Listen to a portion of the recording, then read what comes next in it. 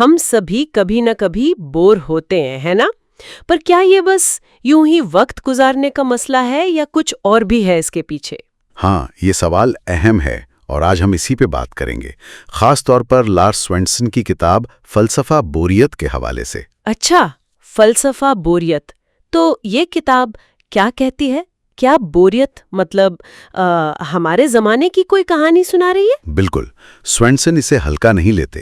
وہ کہتے ہیں کہ یہ صرف ایک احساس نہیں ہے، یہ جدید دور کی ایک گہری کیفیت ہے اور اس کا تعلق زندگی میں مطلب نہ ہونے سے ہے۔ مطلب کی کمی سے؟ اوہ! جی، اور وہ اسے صرف فلسفے سے نہیں، ادب، پاپ کلچر سب سے جوڑ کر دیکھتے ہیں، تو کافی دلچسپ بن جاتی ہے بات۔ تو پھر شروع کہاں سے کریں؟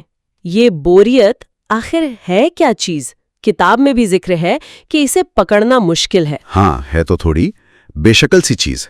شوپنہاور نے کہا تھا، کسی خاص چیز کے بغیر ایک ہلکی سی خواہش۔ خواہش؟ لیکن کس چیز کی؟ یہ تو عجیب بات ہوئی۔ اور دوستوفسکی نے تو اسے وحشی اور ناقابل بیان تکلیف کہا ہے۔ او خدایا، تکلیف؟ بوریت؟ یہ تو کافی شدید لگتا ہے۔ ہاں، تو اس کی کوئی ایک صاف تعریف نہیں ہے، اور سوینسن یہ بھی کہتے ہیں کہ آج والی بوریت پہلے سے مختلف ہے۔ اچھا، کیسے مختلف ہے؟ پہلے کیا تھا؟ دیکھیں، جیسے قرون وسطیٰ میں ایسیڈیا کا ذکر ملتا ہے، وہ ایک طرح کی سستی، کاہلی تھی، لیکن اسے روحانی کمزوری سمجھا جاتا تھا، خدا سے دوری کی علامت۔ او، یعنی گناہ جیسی کوئی چیز؟ ہاں، کچھ ویسا۔ لیکن آج کی بوریت کا تعلق زیادہ تر رومانوی تحریک اور ان بڑے نظاموں کے زوال سے ہے جو پہلے زندگی کو مانا دیتے تھے، جیسے مذہب، بڑی ثقافتی کہانیاں وغیرہ۔ تو جب وہ مطلب کہ پرانے طریقے کمزور ہوئے تو بوریت نے جگہ لے لی؟ ایک طرح سے ہاں، جب وہ مشترکہ عقائد، قدریں، کہانیاں، جنہیں سوینسن علامتی سرمایہ کہتے ہیں، وہ کم ہوئیں تو ایک خلا سا پیدا ہو گیا۔ خلا؟ کیسا خلا؟ مطلب لوگوں کو سمجھ نہیں آیا کہ اب زندگی کا مقصد کیا ہے، کس لیے جی رہے ہیں۔ یہی خالی پن، یہی بے سمتی سوینسن کے نزدیک جدید بوریت کی جڑ ہے۔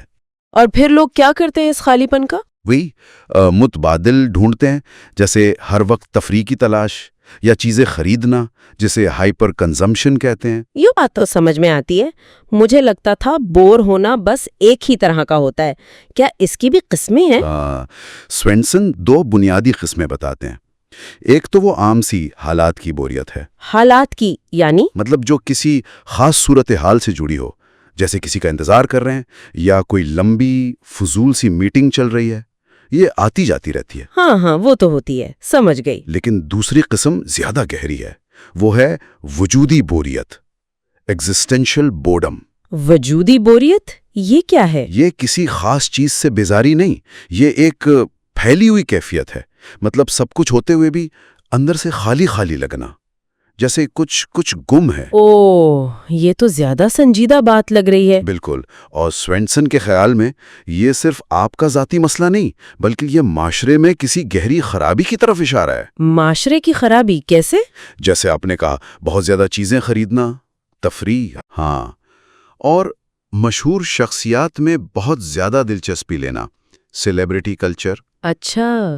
جب اپنی زندگی میں کوئی گہرا مطلب یا مقصد نہیں ملتا نا، تو لوگ باہر تلاش کرنے لگتے ہیں، چیزوں سے وقتی خوشی یا دوسروں کی زندگیوں میں گم ہو جانا، یہ سب اسی وجودی بوریت سے بھاگنے کی کوششیں ہیں۔ اور وہ خوفناک فلمیں یا خطرناک کھیل، ان کا کیا تعلق؟ سوینسن کا خیال ہے کہ شاید وہ بھی اسی لیے مقبول ہیں۔ وہ شدید احساسات، چاہے وہ خوف ہی کیوں نہ ہو، وہ ہمیں اپنی بے رنگ، بوریت بھری زندگی سے ایک لمحے کے لیے نکال دیتے ہیں۔ یہ تو بڑا دلچسپ نکتہ ہے۔ کتاب میں تو فلسفوں کے حوالے بھی ہیں، پاسکل، نیٹشے اور اینڈی وارہول، امریکن سائیکو جیسی فلمیں بھی۔ جی، بہت سارے حوالے ہیں، اور یہ سب مثالیں دکھاتی ہیں کہ گہری بوریت لوگوں پر کیسے کیسے اثر انداز ہوتی ہے۔ مثلاً؟ جیسے کیرکیگورڈ کے لیے یہ ایک روحانی بے چینی تھی، جو شاید کسی تبدیلی کی طرف پہلا قدم ہو۔